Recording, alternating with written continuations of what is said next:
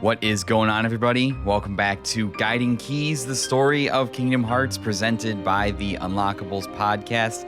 Thank you so much for tuning in to another exciting episode. As always, I am your host. My name is Eric, and I am your host, your guide through the wonderful world of Kingdom Hearts and the wonderful mind of series creator and director Tetsuya Nomura. Thank you so much for tuning in today. Wherever, whenever, in time and space you may be located, it means so much to me that you stop by to see what is going on in the world of video games, in this case, the world of Kingdom Hearts.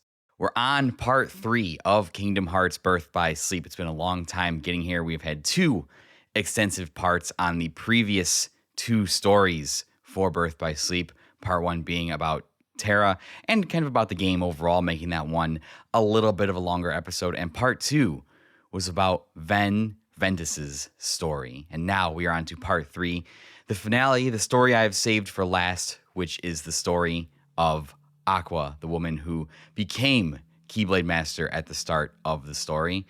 And I saved Aqua's story for last because I think it ties into a final episode that you can unlock after you play through her story. And it really kind of ties the entire story together nicely. And really, when I describe and finish going through the story with you, you'll kind of see that Aqua, more than the others, is kind of the main. I consider Aqua the main character of the story because just kind of the things that she goes through, and everything kind of wraps up nicely with the conclusion of her story, setting up the previous games that are coming further down the timeline. Those games were obviously already released, but in timeline-wise, Birth by Sleep takes place before Kingdom Hearts 1 and 2. So everything that's going to happen with Aqua will tie everything together nicely, and then we'll be able to dive right into the Part 4 epilogue episode, where we will kind of connect all of the threads. If there are any kind of things that are left hanging, we'll try and tie them up. We'll go over the Xehanort reports, and we'll go over a secret ending movie called Blank Points that kind of ties in nicely with the rest of the series and will actually set the stage for Kingdom Hearts Dream Drop Distance. But we're not quite to Dream Drop Distance yet. We have a couple more episodes of Birth by Sleep, and then we have to do Recoded, and then we will get to that. But setting up future games, that's what Kingdom Hearts does best. That's what Tetsuya Nomura does best. So without further ado, let's go ahead and dive into Aqua's story.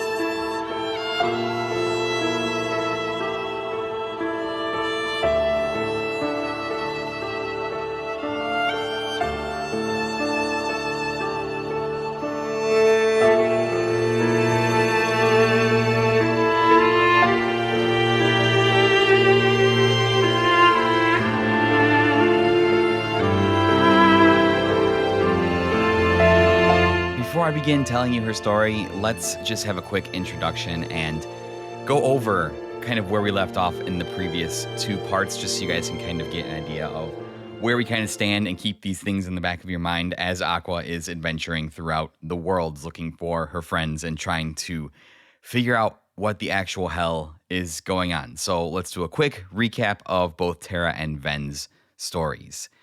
Terra journeyed through the worlds being manipulated by Master Xehanort, causing him ultimately to lose his body in the final confrontation with Xehanort and Vanitas, but not before his strong will had inhabited his armor, becoming the lingering will and defeating the Terra Xehanort possessed body. But what has happened past that, we do not know. Even at the end of Ven's story, we have not seen sight or sound of Terra since that happened. Ven, on the other hand, spent his adventure chasing after Terra, finally catching up with him at the Keyblade graveyard, where he and his dark counterpart, Vanitas, clashed temporarily, forging the incomplete Keyblade, the X-Blade, the ultimate key. You'll hear it referred to as many of those things. Ven overcame Vanitas in an inner struggle in his heart, destroying the Keyblade along with Vanitas and sending Ven into a deep sleep as his heart took refuge with a new heart that he met in the prologue of the game. Aqua and Ven were rescued by Mickey in the lanes between at the end of Ven's story, but outside of that, We don't know what became of either of them, so we're hoping that we'll get some clarity. It appears that Ven and Aqua at least survive the initial final confrontation. We'll have to see what becomes of them afterwards, because obviously there is neither sight nor sound of them in the games that were released previously. So they're obviously not around. Where they are, we're not sure. Let's see how this game sets the stage for future events. As always, we begin each of the stories in the land of departure during the day of the Mark of Mastery exam. For the third time, we witness the events of the exam. We know how this goes. Terra and Aqua both partake in the exam, but Terra fails as he momentarily gives into the darkness during the combat portion of the exam.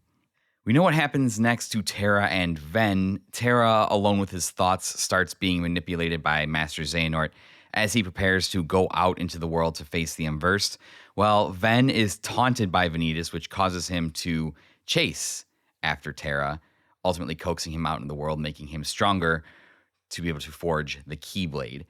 Aqua stays behind after her exam, being instructed in the knowledge a master needs to know by Master Ericus when the emergency bells start to ring and Ericus receives a message from Yen Sid informing them of the Unversed threat. And after Terra leaves, when Ericus tells him this could be his second chance, Ericus requests that Aqua stay behind for a moment. Wait, Aqua. Before you depart, I have one other, well, call it a request of the utmost priority. Yes? I told Terra this could be a second chance to show the mark of mastery, and I meant it. However, that flicker of darkness he displayed during the examination, I can sense it runs very deep. If those powers were to prove too much for him to handle, I want you to bring him back to me at once. It's for his own good. I could not bear to lose any of you to the darkness. Of course. I would never let that happen. I promise you I will bring Terra back. Only this time, you'll see he has what it takes to be a master. So here we see the initial seeds that were laid, and we know that this is the case because when all the friends come together in Radiant Garden later, Terra basically says, oh, so you're spying on me? Was that the Master's orders? Here we see that, yes, Ericus specifically requested that Aqua keep an eye on Terra while he's traversing the world. It's now her responsibility as a master. Although, even though I'm not quite sure like what the hierarchy of like Keyblade ranking is, because Aqua's now a master and Ericus is a master, so you'd figure that would kind of put them on equal footing, but I don't know if Ericus is like a higher ranking master, you know, like Jedi Council type shit. I'm not quite sure how that works. So Aqua emerges from the building just in time to see Terra depart, as well as witness Ven's split-second decision to chase after him. Aqua rushes to try and stop Ven, but it's too late, as Master Ericus has rushed outside as well. He commands Aqua to bring Ven back immediately, which she agrees, activating her armor and soaring out into the lanes between. So this is the third time we've gone out into the worlds, and there'll probably be a lot of points in Aqua's story where I'm just like, oh yeah, we're visiting here again, because it is the third time that we've done this, and there's only little tidbits of information that we add to the story along the way. We get some characterization of Aqua as she struggles between her care for her friends and her duty as a Keyblade Master to carry out Ericus's orders. So we first arrive in the Castle of Dreams. It is the Cinderella world, and when Aqua first arrives here, she is just in time to see what would be the final act of the movie start to play out. The clock is striking midnight, and Cinderella rushes down the stairs, leaving behind a glass slipper. But before Aqua can give chase, she runs into Terra, who is just finishing up his journey in this world, and she informs Terra that Ven has ran away from home, which makes Terra immediately feel responsible, saying that Ven was trying to tell him something before he left, but he didn't listen to him. So it's like, maybe I should have. Terra is going to continue traveling throughout the worlds, trying to unravel the mysteries of Master Xehanort and the Unversed. So he's like, I'm done here. I've seen what I need to see. As he goes to depart, he informs Aqua to see the prince about the situation at hand and just kind of get a grasp of what is going on in this world.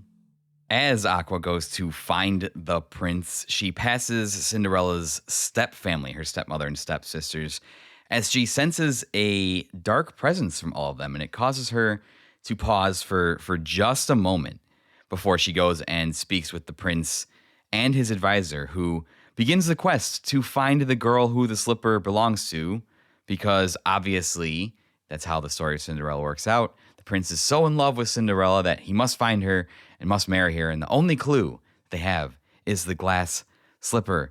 And would you know it, very conveniently, the house of the stepmother and the stepsisters is the first stop along the way, the closest to the castle. And the advisor's like, oh, I'll just go and stop there first. That seems convenient for the plot. So since that's where they're headed, Aqua decides to tag along since she sensed such a dark, sinister presence from that family. Aqua goes to the home of the stepmother, who we know now is called Lady Tremaine. I would not have been able to pull that out of my Disney trivia. I had no idea that the stepmother had even had a name. I just remember them always being referred to as like the stepmother and the ugly stepsisters. So yeah, she goes there, and while the stepmother tries to present her daughters to try the glass slipper, she senses the darkness inside the home. But before Aqua can intervene, however, the fairy godmother appears and requests that Aqua help out Cinderella's friend Jacques. And with her magic, the godmother shrinks Aqua down and sends her inside the house, where she does meet Jacques. Jacques informs Aqua that Cinderella is locked in her room, and as he carries the gigantic key to open her door, Aqua escorts him, and this sets off just like a kind of an escort mission. Like, you have to protect Jacques from the Inverse as he drags the key through the gigantic room to let Cinderella escape. As Jacques goes to free Cinderella, Aqua watches what is happening downstairs, but she suddenly starts to grow full size, falling down, and starts stalling for time because the advisor is about to leave because the stepmother is like, yeah, nobody else lives here. There's nobody else on to try the glass slipper, so you should just leave. But Aqua falling down in there obviously stalls and buys some time. Finally, Cinderella does appear, but the stepmother trips the prince's advisor, causing the slipper to shatter. But worry not, because Cinderella just happens to have the other slipper, and it fits perfectly, which is kind of weird because the whole premise of the magic would wear off at midnight. So like everything else is gone, like her ball gown and the chariot that she rode in and all that stuff. But she still has the one glass slipper. Seems a little convenient if you ask me. But this is proof that she's the one the prince is looking for. And as she is escorted to the castle, her stepfamily's jealous rage summons an unversed in the shape of the famous Cinderella pumpkin carriage. And this is what serves as the world's boss fight. Again, some of the Disney boss fights are hit or miss, but this one is a really cool themed one because it incorporates, that famous iconic image of the pumpkin chariot, the pumpkin wagon that Cinderella takes to the ball. So it's just kind of like a dark inverse, showing kind of how on opposite ends of the spectrum Cinderella is from her family. So I don't know, just kind of cool. I think there's something there. I won't dwell on it too much, but Aqua defeats the Unversed and Cinderella returns with the prince. And as Aqua watches from a distance from the fountain, the godmother thanks her for all of her help and encourages her to visit more worlds, experience more things, and most importantly, to always follow her dreams. Next, we are off to the Dwarf Woodlands, and Aqua arrives in the Dwarf Woodlands for the conclusion of Snow White's story, similar to how she was here for the conclusion of Cinderella's story. Snow White has already been poisoned by the old hag/queen and comes across the dwarves mourning her. And we get through conversation with the dwarves that the dwarves have already kind of taken care of the queen/old hag in the conclusion of that movie. So we're kind of in a post scene here where, how it turns out the prince has not come to kiss her and wake her up yet. So to see if there's anything she can do, Aqua agrees to head to the castle to investigate because the dwarves are like, there's a castle over there, but it's filled with a bunch of scary shit. And she's like, oh, I'll go over there. No problem. Scary shit's kind of like my MO. Upon arrival to the castle, Aqua meets the handsome prince of the story, who explains that he had met Snow White once. When Aqua tells him what happened to her, he rushes to her side immediately, leaving Aqua to investigate the castle further. Aqua finds her way to the Queen's chambers, and the spirit of the mirror, who awakens and transports her inside the magical world of the mirror to confront her, does so similarly to the way it did for Terra. It's kind of a similar boss fight to Terra's, but the only difference is there's no queen around. Like I said, the queen's already been dealt with. But we all know how this story plays out. Aqua overcomes the spirit of the mirror, and seeing that there's not really any kind of clues or anything, she goes back to the clearing of the dwarf's home to see what has befallen Snow White, and they're all there mourning her. The prince goes to kiss Snow White, and he breaks the curse, which wakes her up, much to the happiness of everyone. And this kind of causes Aqua to have a quick flashback of Ven's arrival to the castle and how he was basically comatose when he got there, but miraculously woke up. She was watching over him, and he woke up, so she ran off to get Master Ericus and Terra. She notes the parallels between the two situations, minus that she didn't kiss Ven to wake him up. No, fanfic writers, go away. That didn't happen. With a happy ending for this world, Aqua carries on looking for answers to the Inversed and searching for Ven.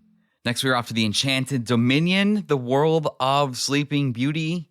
Aqua arrives in the world of Sleeping Beauty, basically at the doorstep of Maleficent's evil castle. This is basically where she starts off at. And after fighting a few rounds of her goons, she comes across the scene we see during Ven's story, where Ven and Maleficent are arguing about whether or not Terra helped steal Aurora's heart. After rushing in to reassure Ven, he can't help but feel that he has to find Terra as fast as possible, no matter what. He rushes off, leaving Aqua alone with Maleficent, giving these two their first chance to interact. Ven! I see you too wield a Keyblade. How do you know about the Keyblade? A source of power. A key that opens the hearts of men, of entire worlds, and allows one to obtain anything and everything. Such a power I find most fascinating. So, Terra... He really? Yes. Now, my dear, would you like to assist me as well? Never! I see. Xehanort was right. You are a most stubborn girl. Master Xehanort, how do you... It seems you need time to consider my offer. Fortunately, I have the perfect place. Maleficent asks Aqua if she would like to help, and when Aqua refuses, Maleficent opens a portal beneath her feet and sends her to the dungeon. In the dungeon, she meets Prince Philip and the three good fairies, who all orchestrate and escape together when they learn that Philip can break the sleeping spell over the kingdom by kissing Aurora. Aqua and Philip fight through Maleficent's goons and escape her castle. They rush to the castle to find that their path is blocked by Maleficent and a forest of dark, evil thorns. Aqua confronts Maleficent about Terra and what Xehanort told her about the pure hearts of light. Maleficent responds by turning into her fearsome dragon form, but with the help of Prince Philip, they overcome and defeat her. Although ultimately, Maleficent flees to fight another day. It's the power of true love that defeated you. I will not be defeated by something as insignificant as love. You don't even know the first thing about it. You're too clouded by darkness to see that there's something greater. Try all you want, but you'll never defeat a heart filled with light. Perhaps. But remember one thing. As long as there is light, there will be darkness. And in time, many more will be drawn to it. Then they will all belong to me!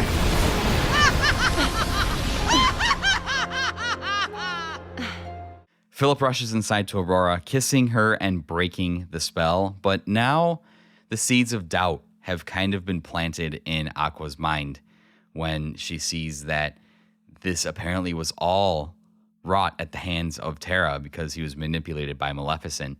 And I know what you're thinking. You're like, oh, they've been friends, they've been comrades, they've been trained together for so long. How can she not give Terra the benefit of the doubt? I understand that and I feel that, but I feel like at this point the confliction between Aqua's duty and the care for her friend is really starting to kind of pull her in two different directions. And because she's seen the darkness in Terra firsthand during the exam. After leaving the enchanted dominion, Aqua spots Terra off in the distance in the lanes between and decides to follow him, arriving in Radiant Garden. Upon arrival, she spots resident gajillionaire and Disney Jeff Bezos, Scrooge McDuck, and asks him if he has seen a boy not from around here. And of course, Scrooge is like, yeah, I just did. I've literally just seen literally all of you come through here in minutes time. He had just seen Ven and directed her towards the castle. Aqua arrives at the castle to see a rather dire scene, a little girl being chased by the Unversed. Aqua rushes forward to protect her, and as she does, the little girl runs up beside her, inadvertently touching her Keyblade. As the camera pans over, we see the face of none other than a young little girl, Kairi. Looking for a way to protect her, Aqua assesses the situation when who should appear to lend a hand? That's right, it's Mickey fucking Mouse. Always Mickey Ex Machina, always in the right place at the right time when he needs to be. God bless him. Hurry! You gotta get that girl to someplace that's safe. Who are you? Why do you have a Keyblade? I'll tell you later. Right now, we gotta stop these things. Mickey and Aqua succeed in driving off the Unversed and exchange introductions when Aqua says she senses a lot of light inside the girl, which leads Mickey to conclude that that's why the Unversed must have been drawn to her. And this in turn leads Aqua to conclude that she is somebody they absolutely have to protect at all costs, with Mickey offering to join forces to help protect her. When, of course, the other Ex Machina device, the Star Shard, activates, and it teleports Mickey off to God knows where, but he's just taken out of the equation completely, which I don't know why you just wouldn't put the Star Shard down if you didn't want to be just teleported randomly willy-nilly. But that's besides the point. Mickey can't be everywhere at once, and having him in the story would make things too easy, right? Kairi thanks Aqua by giving her some flowers when Kairi's grandmother comes looking for her. Here. Are these for me? I picked you some flowers. Thank you for saving me. Oh, they're lovely. You're so sweet. My name's Kairi. Nice to meet you. Nice to meet you too. I'm Aqua. Kairi, about that light. Kairi! Oh. Before she runs off with her grandmother, though, Aqua kind of just does a little tap, pokes her in the chest, and there's a brief flash of magical energy, with Aqua explaining that she just cast a spell on her that would protect her. Oh, Grandma! Wait, Kairi, just a minute.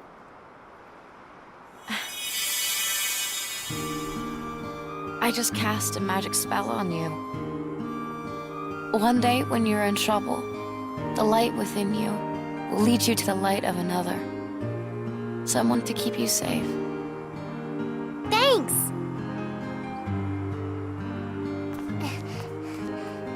There you are. It's time to go. Okay. Oh. Bye!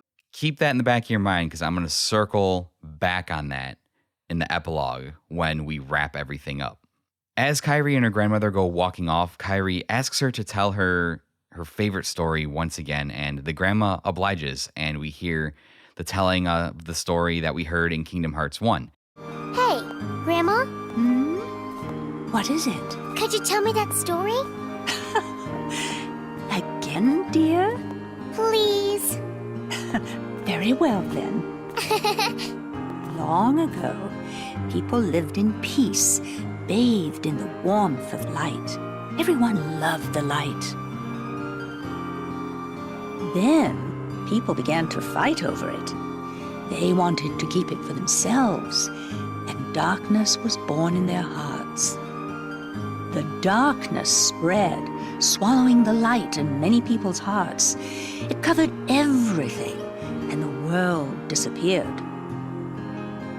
But small fragments of light survived in the hearts of children. With these fragments of light, children rebuilt the lost world. It's the world we live in now. But the true light sleeps deep within the darkness. That's why the worlds are still scattered, divided from each other.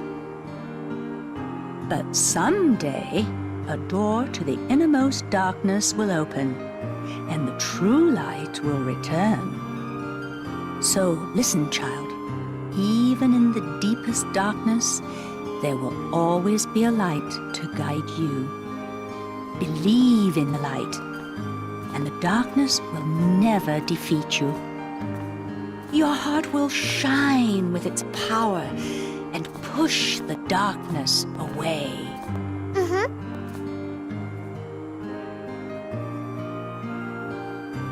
Kyrie, something tells me I didn't run into her by accident. You have to start to wonder because we've heard this fairy tale a few times now, and now all of a sudden we've heard Xehanort talking about this event called the Keyblade War. So we have to wonder if this fairy tale and the Keyblade War are just kind of same tellings of the same event that happened.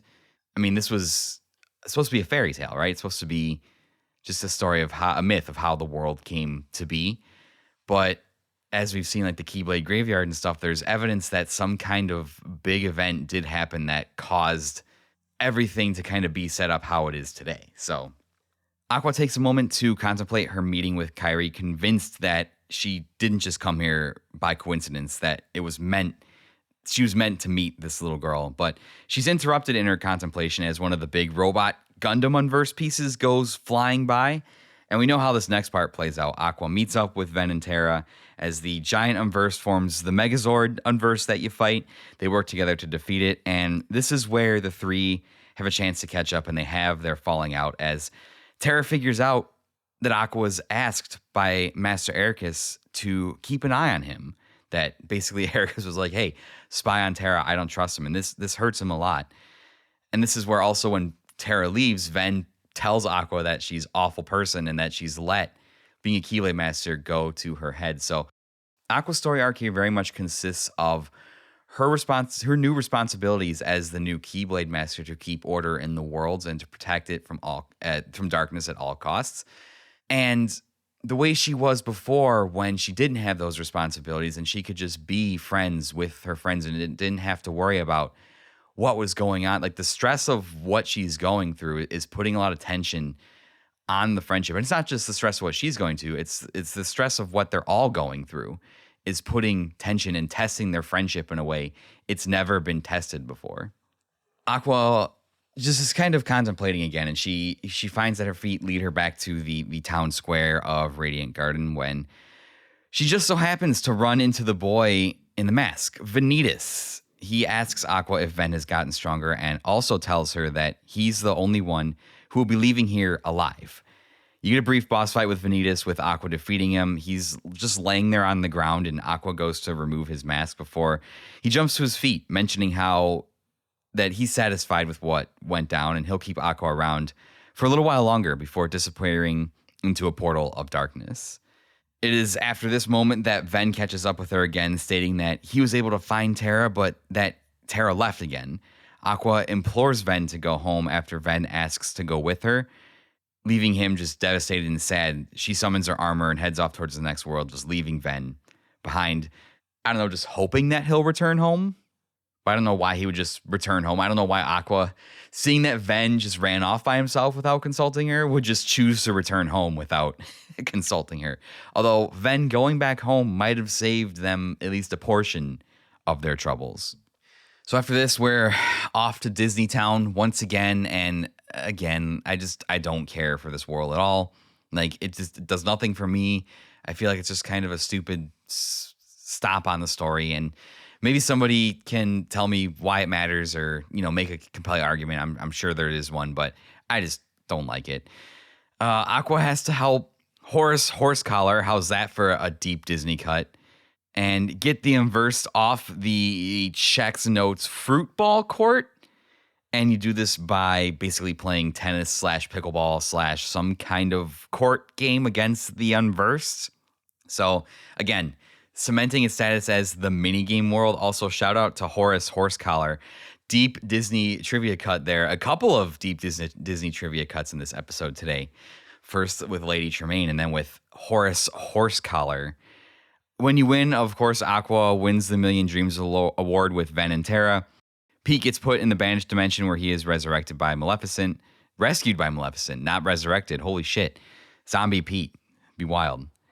And that's basically all there is to that story. Olympus Coliseum. Aqua arrives at the Olympus Coliseum and is immediately attacked by Unversed. And famous trainer of heroes Phil shows up to show off for a pretty girl to try and help, but he quickly realizes that he's out of his league and runs away, basically calling for young Hercules to come and take care of the situation. So basically this world is just featuring the Olympus Coliseum again, and through talking to Phil and Hercules, Aqua comes to understand that Terra has been here, competed in the first round of the games, kind of helped Hercules take care of some stuff that was going on, and then up and vanished, and that Terra is now basically like a revered hero in this world, and all the locals are talking about him because, you know, in the Hercules world, heroes are a big deal. So she's like, oh, I have to find him, and Phil's like, well, we're not sure where he's at. No one's seen him since, but maybe if you sign up for the games and fight your way through, he'll show up to defend his title because he is the defending champ. So, of course, Aqua gets like shanghaied into like doing the games and fighting through them, and wouldn't you know it, she gets to the final round before the championship round, and she meets up with Zach Fair because Zach has to be involved in literally everything.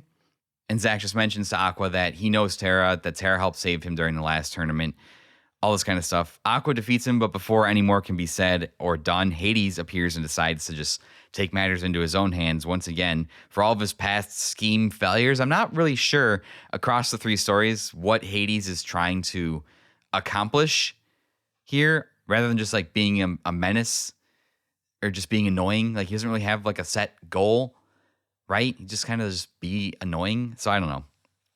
So you have a boss fight against Hades and the Ice Titan, which is kind of cool. It's kind of a cool themed boss fight for sure, which Aqua manages to defeat them both. And after the fight, we kind of get a funny scene with Aqua and Zach.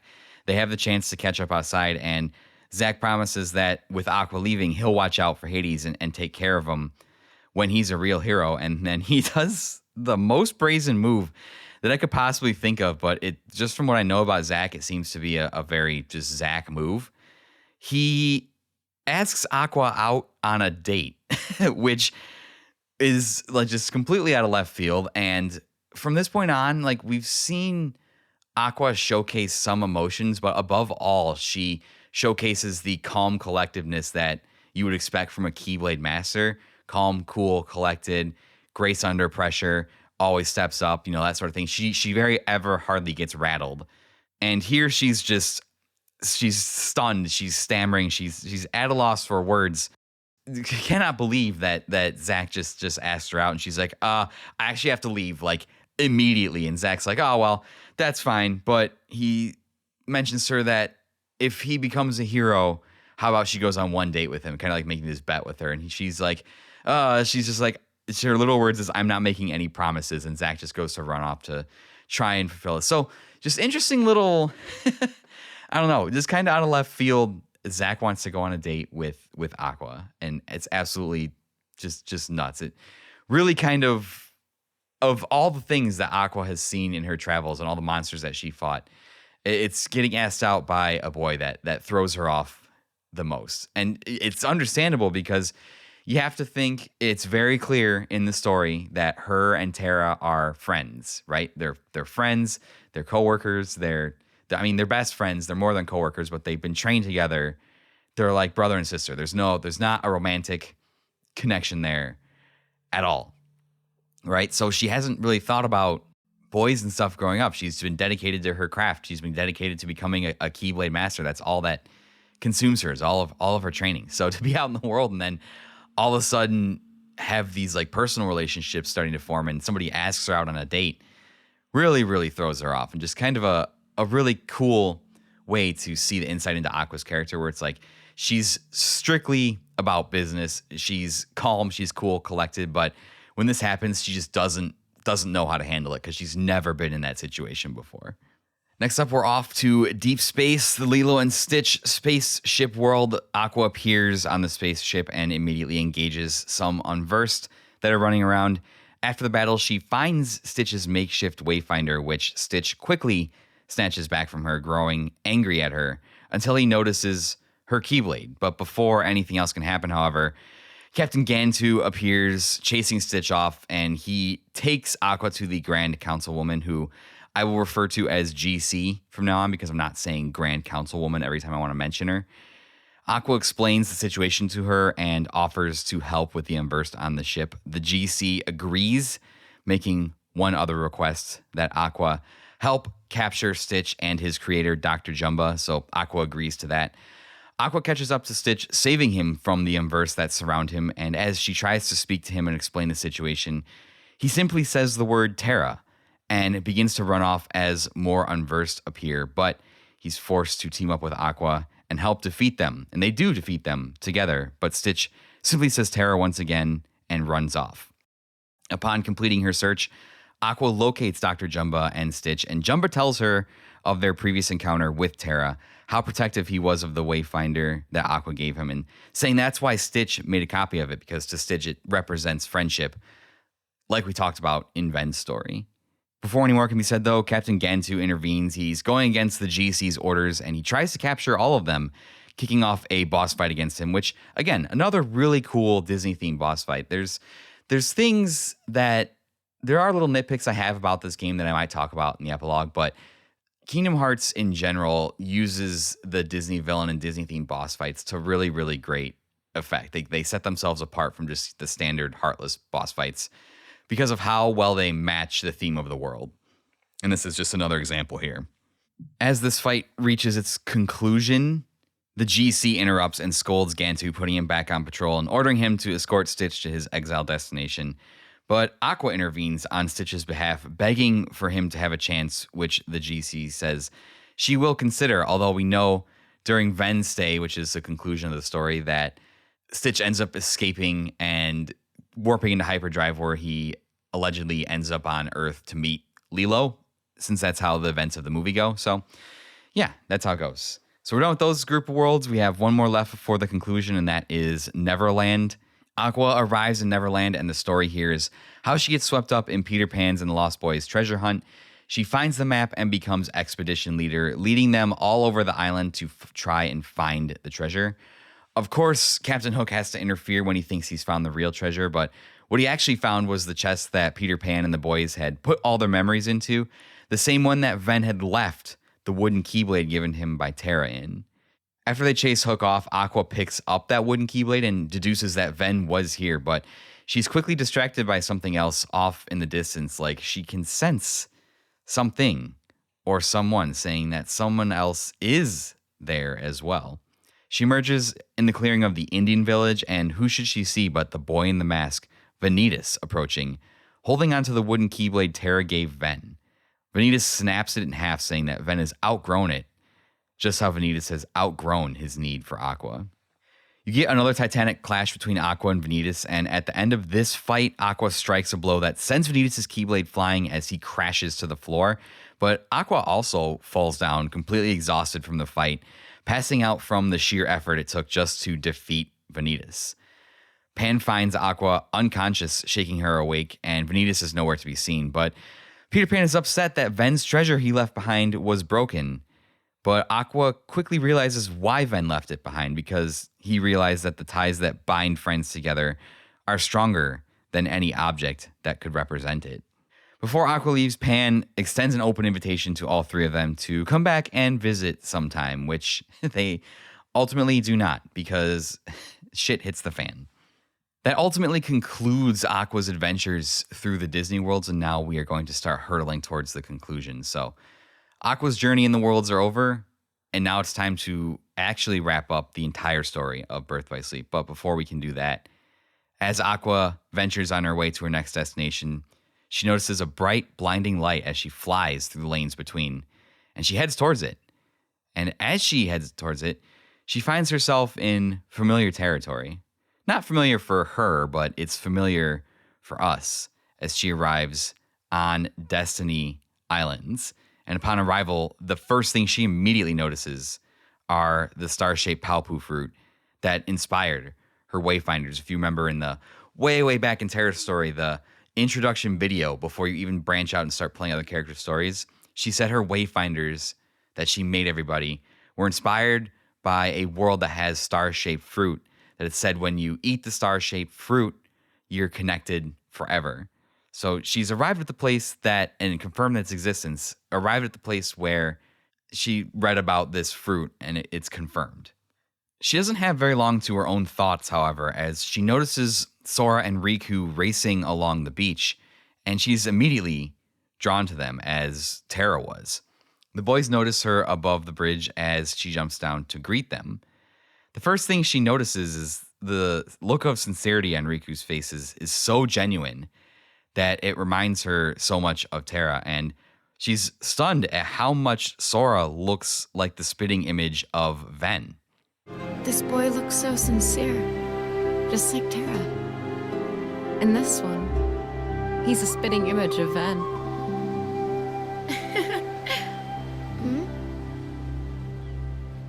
One of you might be special enough.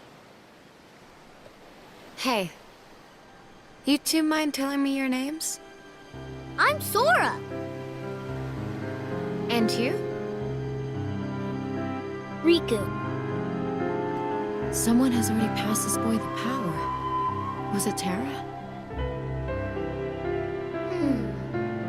Sora, do you like Riku? Of course I like him. He's my best friend. Good. So then if something happens and Riku is about to get lost, or say he starts wandering down a dark path alone, you make sure to stay with him and keep him safe. That's your job, Sora, and I'm counting on you to do it, okay?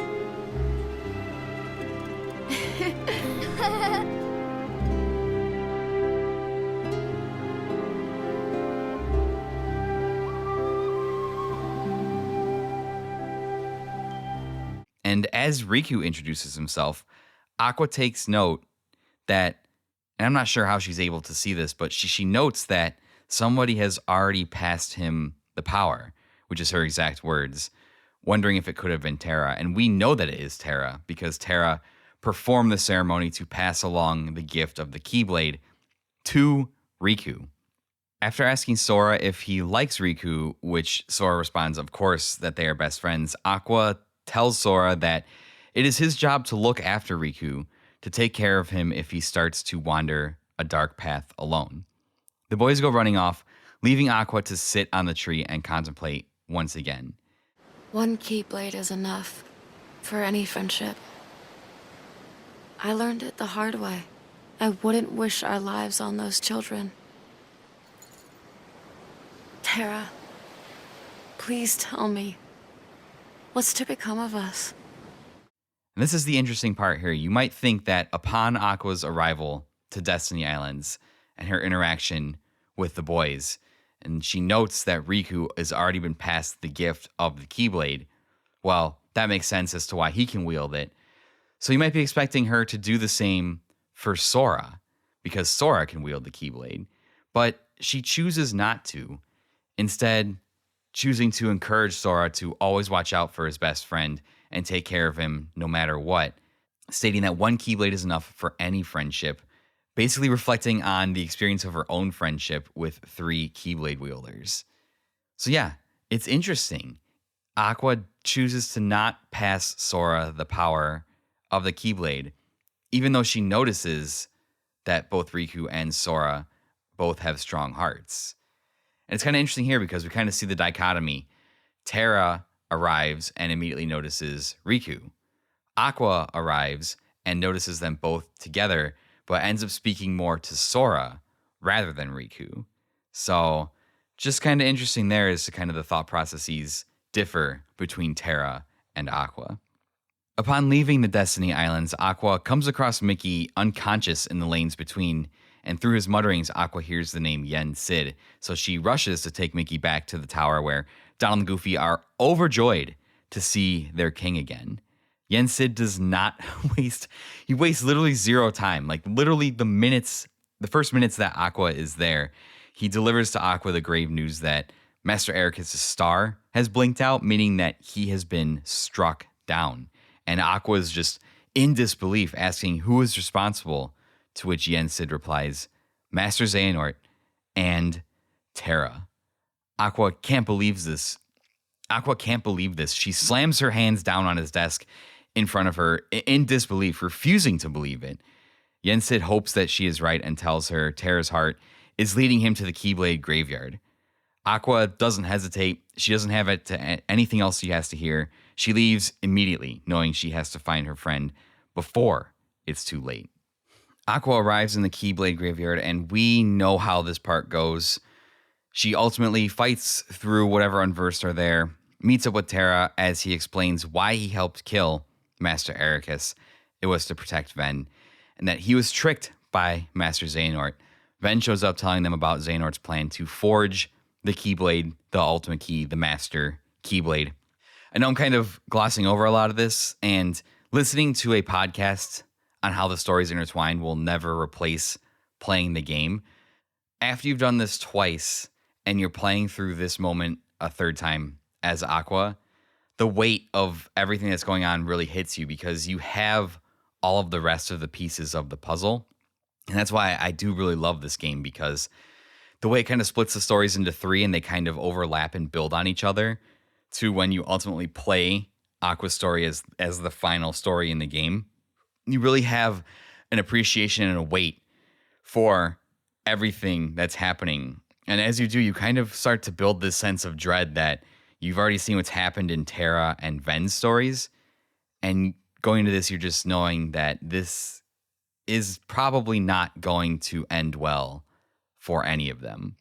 Before the friends can talk anymore, though, Master Xehanort and Vanitas show up. The climactic battle ensues, and we now know each of our protagonists' roles in it, right? Terra goes up to the top of the mountain pillar thing to fight Master Xehanort. Ven gets frozen, ultimately fighting an inner struggle against Vanitas to prevent the Keyblade's creation. And now we see what Aqua does. As Aqua cares for the frozen Ven, we know that Xigbar and Braig shows up like we saw in Ven's story, and Xigbar explains that Aqua doesn't matter, that she's only here so that when he kills her, Terra will give fully into darkness. How about you leave the popsicle with me, so you can go have your little fight with Terra? You can't be too happy about him deep sixing your master. Who are you?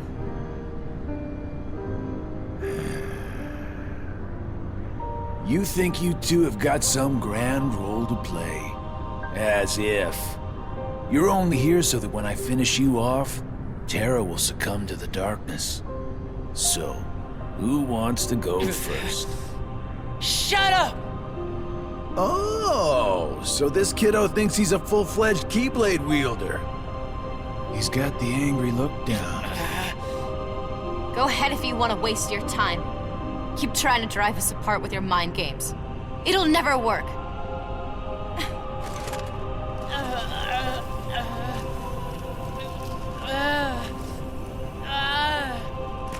Terra will prove to you he's stronger!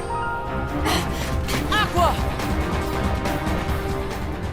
Aqua steps forward to confront Xigbar and defeats him. And as Xigbar/Braig retreats, he says that he hopes that he has bought the old man enough time. This is where we see the part where Vanitas plummets out of the sky to strike Aqua, knocking her unconscious. And this is where the fight between Vanitas and Ven happens. The next thing we see from Aqua's point of view is Aqua comes to, and Mickey is kneeling beside her. She gets up to look around, and she spots Ven standing off in the distance, rushing over to him. But something is very, very wrong. He's holding the completed Keyblade, the Master Keyblade, the ultimate key. And as Aqua puts her hand on his shoulder, he attempts to stab her and would have succeeded if Mickey hadn't deflected the blow. Mickey, when Aqua was approaching Ven, Mickey was just like, yo, something's not right here. And he acted fast enough that when Ven, or whoever we're assuming is Ven, tried to stab her with the Keyblade, he was able to deflect it. After this, Ven raises his head, and gone are the kind blue eyes of the innocent boy, replaced by the burning yellow eyes of darkness shining in their place. Ventus's armor burns away in darkness, revealing the evil-looking, like, skin suit, bodysuit that Vanitas has worn the whole series. So it's literally Ven's head on Vanitas's body. And Mickey exclaims that much. He's like, that's not Ven. That's not Ben!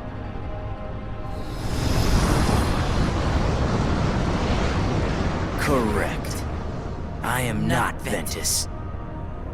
His heart has become a part of mine now. This Keyblade will open a door. One that leads to all worlds.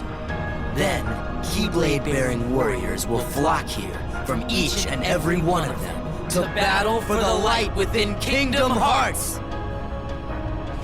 And just like the legend says, the Keyblade War will begin! Shut up! I'm sick of your nonsense. Give Ven his heart back! And here we have the final battle of Aqua's story, which is a battle against Ven's possessed body as he wields the Keyblade. Almost kind of dramatic poetry here, because Terra's will fights his possessed body, Aqua fights Ven's possessed body. And as the battle concludes, Vanitas gains the upper hand, sending both Mickey and Aqua crashing back into the cliffside behind them. As Aqua sits there a moment, stunned, she grips her Wayfinder tight and asks Ven for the strength to help her win this fight. Her Keyblade begins to glow and she rushes forward, with her Keyblade and the Ultimate Key colliding in a titanic clash. They both hold for just a moment, but suddenly the Ultimate Key gives way, breaking at the blade. It goes flying into the air where it hovers for a brief moment as it begins to break apart, sending beams of light and energy scorching across the barren earth before finally shattering in a massive explosion that we saw in Terra's story that envelops everything. Ven's body begins to be blown away in the explosion, but Aqua grabs his hand and holds tight as the massive explosion covers the Keyblade graveyard. So the timing of that is interesting, right? While Ven is having his inner conflict, his inner struggle inside of him, fighting Vanitas from within, Aqua is fighting him from without, trying to defeat this possessed Ven that has the control of the Keyblade. And just the timing with it. And you can think about the timing too, is when Aqua and Vanitas have their final clash where they've crossed the Keyblade and the Master Keyblade, and the Master Keyblade gives way. It's probably at that moment that Ven overcomes Vanitas in his heart, allowing Aqua to secure the victory on the outside, kicking off that massive explosion, which ultimately ejects them into the lanes between, which is, from Ven's story, we know that that's where Mickey finds them after the aftermath of the battle. We find out that Mickey ultimately takes them back to Yensid's tower because when Aqua awakes, that's what she sees, the familiar surroundings of the tower. Yensid explains how Mickey brought her and Ven here, to which we see Ven slumped against the wall, sleeping. The boy's heart is sleeping. When will he wake? I could not say. It is almost as though his heart has left. Should it return, he may very well wake. Should it not, then he may sleep like this for all eternity. And Yensid also says he will only awake if his heart finds its way back, otherwise he might sleep for all eternity. To which Aqua says that she'll keep him safe until that day comes. And Yensid's like, that's not enough. It's not protection. It's not safety he needs now. He needs people to believe in him so his heart can follow that light of belief back and find its way back into his body. Mickey points out that Terra's still missing and that finding Terra may not be so easy. But Aqua just smiles and she shakes her head, saying that she thinks she knows a way to find him. And with that, the credits roll, surprisingly, leaving it on that kind of weird cliffhanger of Aqua's main story. That is not the conclusion, however. If at this point you have played and completed and have save files for a completed Terra story, a completed Ven story, and a completed Aqua story, and you have also found all of the secret Xehanort reports, this will unlock the final episode, one last playable chapter as Aqua, to find out what really actually happened. So at the start of the final episode, we see Aqua carrying Ven piggyback out of Yensid's tower, talking to him as if he was awake, saying they need a safe place for him to stay. And at this, Ven's arm subconsciously moves, summoning his Keyblade and opening a portal, to which Aqua smiles, going where Ven wants to go. They emerge from the portal in a dark and destroyed land of departure, as we see for the first time what Xehanort ultimately did to this world. Aqua is saddened and shocked and stunned at the destruction of basically her home for her entire life. But not more saddened than when she sees Master Ericus's Keyblade laying on the ground in the same place where he fell. Aqua picks it up and proceeds inside along with Ven. As she approaches the dais with the 3 thrones where the Mark of Mastery exam was conducted, Ericus's words ring in her head, the knowledge that he imparted to her as a new Keyblade Master. Now that you are a master, there is one secret in particular you must know. Should anything happen to me, and you find the Legion of Darkness at our doorstep, I ask that you take my Keyblade and use it to lock this land away. What? Generations of Keyblade Masters have been charged with keeping this land safe. Light and darkness exist in balance here, and there are those who would abuse such neutral ground. This is why our predecessors devised a certain trick. Aqua places Ven on one of the thrones and, using Ericus's Keyblade, points it towards the back of another throne as a keyhole appears. Ericus's words say that this land will be transformed into a land of oblivion, with none ever able to discover its secrets except Aqua. Note the word oblivion. As a beam of light strikes the keyhole and envelops the world, Aqua opens her eyes to discover that she is in a white chamber with a central throne in the middle that Ven occupies. Aqua tells Ven she'll be back for him when she finds Terra, and when she goes outside, she turns to see what has become of the world, revealing the towering and imposing structure of Castle Oblivion from Chain of Memories. That is right, the former organization facility, Castle Oblivion, where Sora lost all of his memories, was once the land of departure where Terra, Aqua, and Ven and Master Ericus lived as Keyblade wielders. This solves so many lingering questions. The chamber that the organization was looking for in Castle Oblivion, the sister chamber to the one that Xehanort built in Hollow Bastion, contained Ven. Ven is in the Chamber of Waking. This is why Xemnas wanted to find it. Because of Ericus's words, the organization would never, could never discover that secret. Only Aqua could. It was literally impossible because the Keyblade wielders set this up as a failsafe for this world. Aqua takes a moment to stare at the twisted towers and misshapen castle that has appeared before her. And as she does, she hears Terra's voice enter her mind.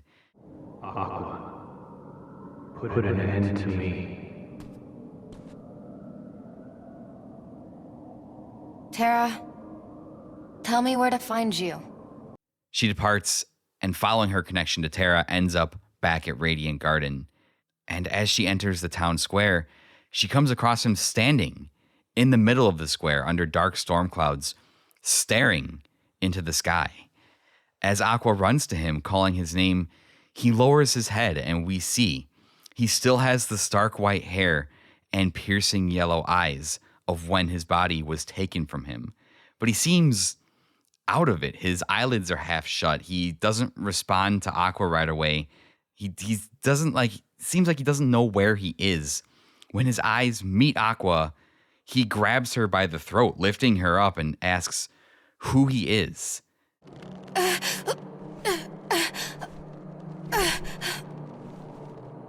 Who am I? Such a terrible darkness. Fight it! Terra, please! Terra, you say? Aqua cries out to her friend, begging Terra to fight it, calling his name. He drops her, grabbing his head in pain as he struggles to remember. But after a moment passes, he stops, standing at full height and removing his hands from his head. And the voice of Terra, possessed by Xehanort, speaks. Terra's heart has been extinguished, smothered by the darkness within him!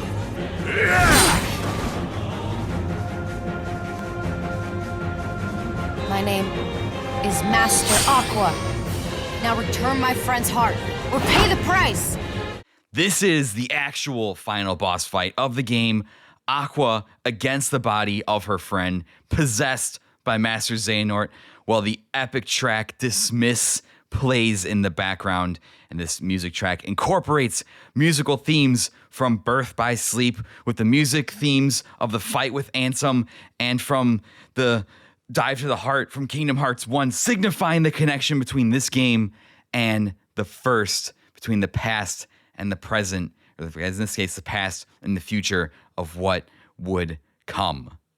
For as much as you can say that Kingdom Hearts is stupid and dumb and has dumb plot points, the crescendo moments of this series are unmatched. And just imagine what Aqua, as a Keyblade Master, but also a friend, is going through right now, having to confront her best friend, her comrade, person that she's trained with her entire life, who had his body snatched away from him. Like, just, oh God, it's such a fucking epic moment. And it's even more epic because this boss fight is fucking hard if you are not prepared for it. Oh, Terra Xehanort is so fast. He's got 2 phases. If you don't have spells, if you don't have cure, if you don't have any of the abilities like Leaf Bracer and stuff, like this fight is really, really fucking difficult. Aqua ultimately overcomes Terra Xehanort, and as he falls to the ground, darkness appears around him, beginning to drag him into the dark depths below. Aqua activates her armor and dives in after him, managing to catch up with him, and she tries to fly them both out towards the light, which is quickly fading away as the darkness grows all around them. Aqua realizes that if she doesn't do something, they'll both be lost, and she makes a rash decision. She gives Terra her Keyblade and her suit of armor, sending him rocketing back towards the light as she sinks into the darkness. And as she does, she closes her eyes, apologizing to Ven.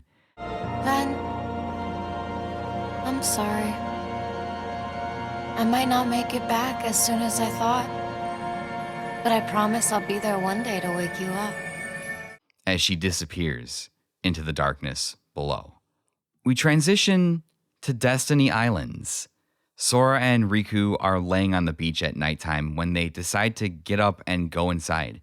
But as they do, Riku realizes that Sora has a tear running down his cheek. Sora, what's wrong? Huh? You're...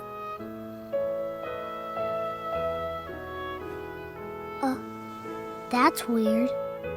It's like something's squeezing me inside. Somebody up there must be sad. Up where?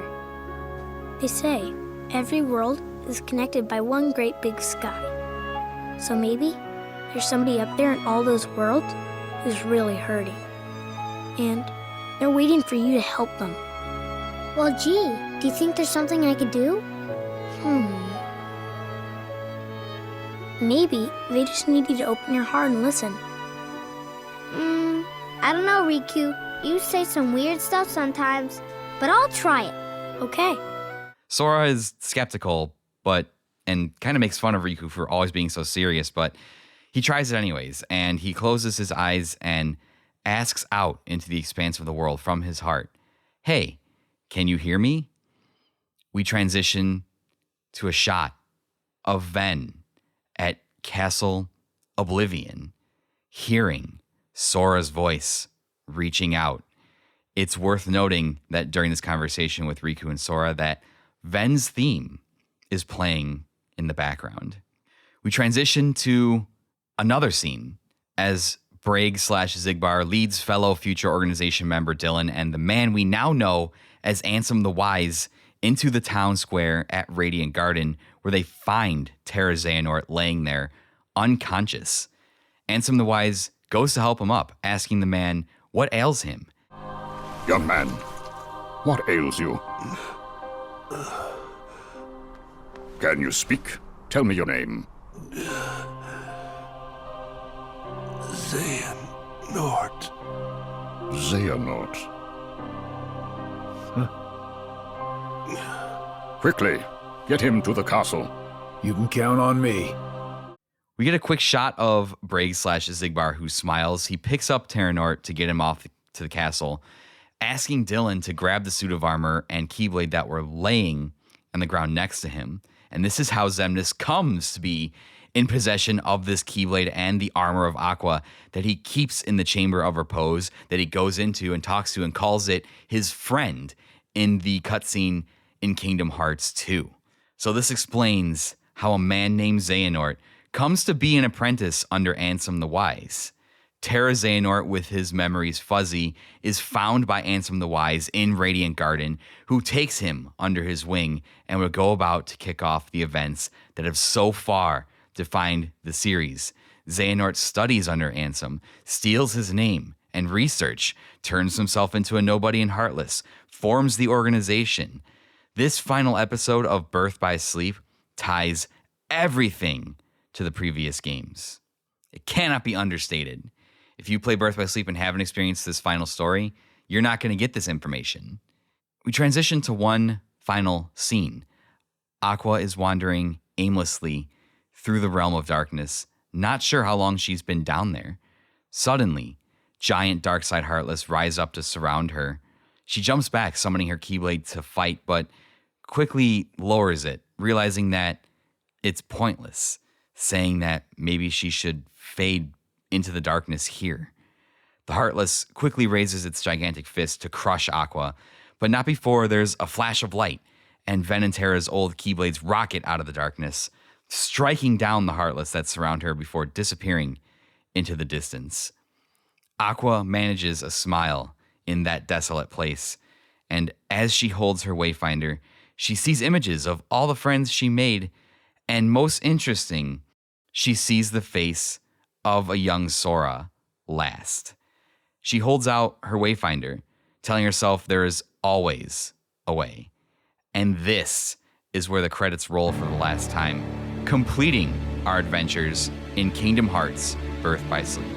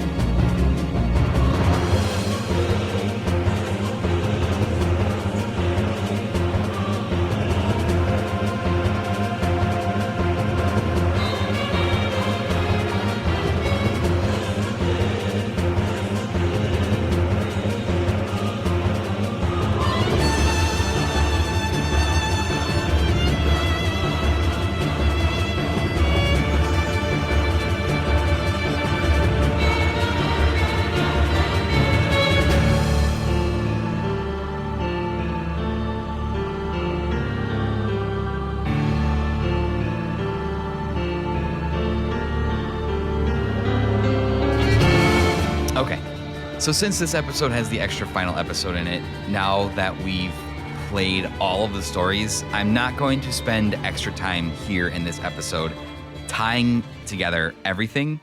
We have a part 4 epilogue episode where we'll go through the Xehanort reports and I'll go through and kind of tie together all these big reveals that we got in the final episode. Because we got some big reveals, right? We got some absolutely ginormous reveals. We finally know the history of the apprentice of Ansem, Xehanort, where he comes from. That apprentice, that man, was the original Master Xehanort who took over Terra's body. And now we know that they found him in Radiant Garden after Aqua saved him from the realm of darkness, which might turn out to be a questionable choice that Aqua made. I understand why she made it, but ultimately it ended up doing way, way more harm than good. We'll also tie together that scene with Sora and Riku in the next one too, because if it's not obvious and how much I've hinted about it in the past episodes, with Ven meeting a heart on its way to be born at the start, with Terra and Aqua meeting Sora and Riku on Destiny Islands, with Ven also going to Destiny Islands, not directly meeting Sora and Riku, and with the end scene where Riku's like, reach out your heart, somebody's in pain. And as we pan over Ven sleeping in the chamber, we hear Sora's voice. What do you think this means? At the end of Ven's story, his heart is going to take refuge somewhere. He says, hey, this feels familiar. I feel like I've met you before. It's obvious that Ven has a connection to Sora, right? I'll spell that out a little more in the epilogue when we finish talking about that and wrapping up some points for the next game. We now know of Terra's fate. After the battle, his Xehanort-possessed body has one last confrontation with Aqua, which ended with her sinking into the darkness. Xehanort was found by Ansem the Wise, taken under his wing, and as it was noted in Ansem's notes, Xehanort had amnesia. He can't quite remember who he is or where he comes from, so he becomes Ansem's research assistant. What does this mean for Terra and Xehanort? We'll cover that in the epilogue part, which is the next episode after this one. Ven's heart has left him, leaving him in an eternal sleep from which he will never wake up unless his heart finds its way back. To this day, Ven is still at Castle Oblivion, waiting to be woken up. And even though the organization did occupy the castle, they weren't able to find his chamber, which was one of Xemnas' hidden goals. Only Aqua can find him. And there lies the problem. Aqua is trapped in the realm of darkness, as far as we know. Whether or not she survives to this day, we're not unsure. But she is trapped down there, and she is the only one who can find Ven. So this is the status of our protagonists. This is where they were left off at the end of Birth by Sleep. So where does that leave them in the present? Because on the timeline after Kingdom Hearts 2, we're firmly in the present. And Terra, Aqua, and Ven are clearly all not there. Where are they? So the only conjectures we can draw is, for Terra, we're not sure, since his body was split into a Heartless and a Nobody, and we've defeated both of them. Ven, we can assume, is still safely locked away in Castle Oblivion for eternal sleep, and as far as we know, Aqua's trapped in the realm of darkness after she saved Terra. Although, like I said, with hindsight, might have been better if she just let him go. We'll cover tying all this up nicely in the final epilogue episode. We have some Xehanort reports to read that shed some more light on what is going on. We will absolutely tie up the end scene with Sora and Riku because it directly impacts their stories going forward. I didn't even mention either in wrapping this up. We've met the third member of the Destiny Island trio, Kairi.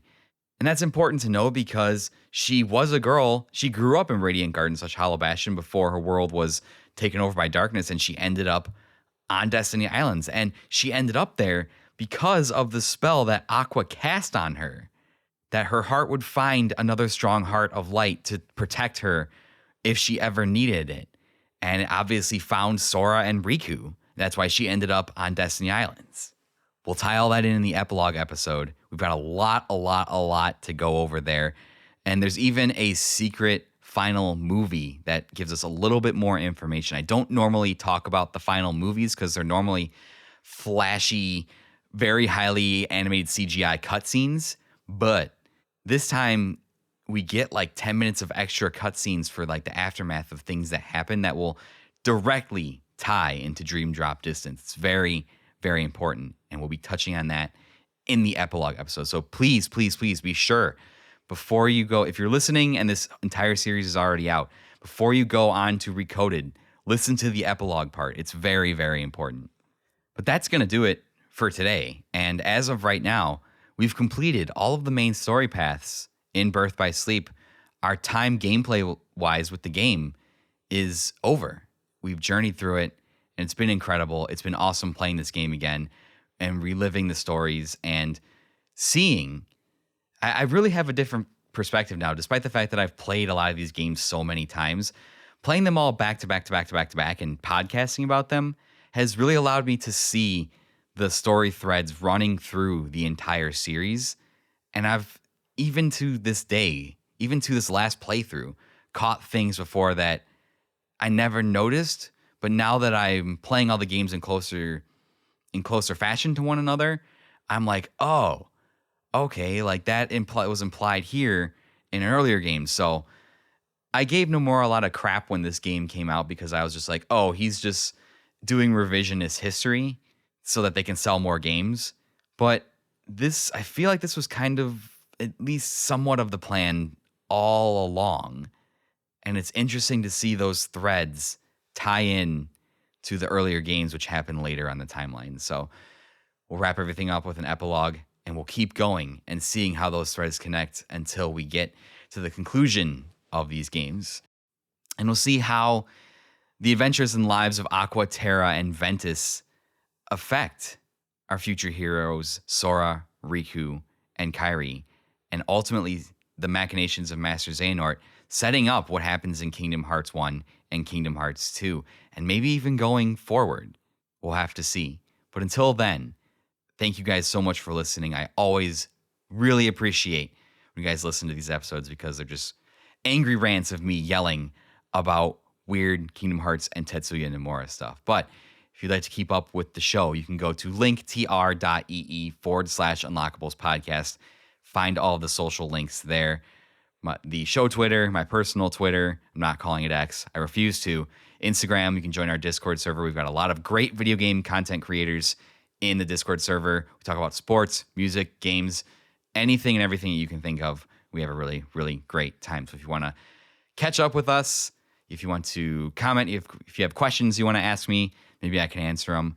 More than happy to do so. But until then, let me leave you with the customary outros. It's not just the story of video games, it is the story of you, and may your heart be your guiding key.